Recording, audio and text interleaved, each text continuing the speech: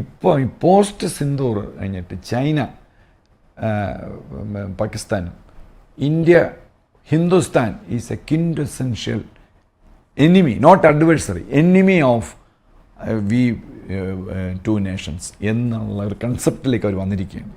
അപ്പം അങ്ങനെ വന്ന് ഈ ചൈന പിന്നെ ഏറ്റവും നല്ല സാധനമെന്ന് അവർ പറയുന്നത്, അതിൻ്റെയും ക്വാളിറ്റി എല്ലാം പോക്കാണ്.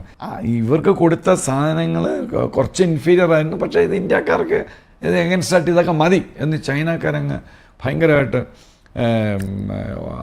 അണ്ടർ എസ്റ്റിമേറ്റ് ചെയ്തു, നമ്മളെ ഇന്ത്യക്കാരെ അണ്ടർ എസ്റ്റിമേറ്റ് ചെയ്തു. അപ്പം അതെല്ലാം പോയി.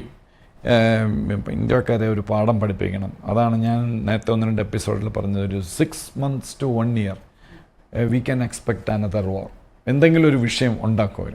പിന്നെ ഈ ന്യൂക്ലിയർ ബോംബിൻ്റെ ഇവന്മാർ, ഞങ്ങളിപ്പം 300 എണ്ണം ഉണ്ട് ഞങ്ങളുടെ കയ്യിൽ. ഉടനെ പിന്നെ സ്വീഡനിലും അമേരിക്കയുടെയൊക്കെ സ്ട്രാറ്റജിക് സ്റ്റഡി സെൻ്റർ ഉണ്ട്. അവർ ശരിയാ, അവർക്ക് 300 എണ്ണം ഉണ്ട്.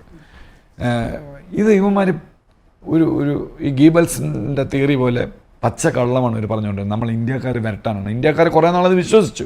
പക്ഷേ ഇപ്പം നമുക്ക് മനസ്സിലായി ഇത് മൊത്തം കള്ളമാണ്. ഈ ന്യൂക്ലിയർ ബോംബെന്ന് പറയപ്പെടുന്ന നേരത്തെ ഉണ്ടായിരുന്ന ഒരു 50 മറ്റോ അതിൻ്റെ ഡിറ്റണേറ്റേഴ്സ് ഇല്ല അവരുടെ കയ്യിൽ. അതെവിടെ പോയെന്ന് ഞാൻ ഇങ്ങനെ പല സ്ഥലത്തുമൊക്കെ തിരക്കിയപ്പം ഈ ഡെറ്റനേഴ്സ് റോത്ത് ചൈൽഡ്സ് എന്ന് പറഞ്ഞ ജൂത ഭീമനുണ്ട്. മറ്റേ നേരത്തെ ഞാൻ പറഞ്ഞ പോലത്തെ അവർ വലിയ ഫൈനാൻസ് ഭീമന്മാരാണ്, സമ്പത്തിയ ഗ്രൂപ്പാണ്.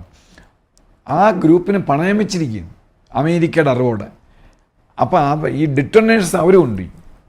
ഈ ഡിറ്റനേഴ്സ് അവരുടെ കയ്യിലും മറ്റേ പകുതി ഇവിടെ. ഇതെല്ലാം അറിഞ്ഞുകൊണ്ടാണ് ഇന്ത്യക്കാർ തട്ടിയത്. അതാണ് നമ്മുടെ ആ ബ്യൂട്ടി. നമ്മുടെ ഇൻ്റലിജൻസ് വളരെ കറക്റ്റാണ്. ന്യൂമാനിൽ ഒന്നും ഇല്ല എന്ന് മനസ്സിലായി. ഇപ്പം നമ്മളിത് സംസാരിക്കാൻ തുടങ്ങിയത് ഇപ്പോഴാണ്, ഒരു 10 ദിവസമേ ഉള്ളൂ ഇവരുടെ ഒന്നും ഇല്ലയെന്ന്. ഈ നമ്മുടെ ഇന്ത്യൻ ഇൻ്റലിജൻസ് ഏജൻസി, നമ്മുടെ ആംഡ് ഫോഴ്സും ഒക്കെ ഇത് നേരത്തെ മനസ്സിലാക്കി തന്നെയാണ് അവന്മാർക്ക് പണി കൊടുത്തത്.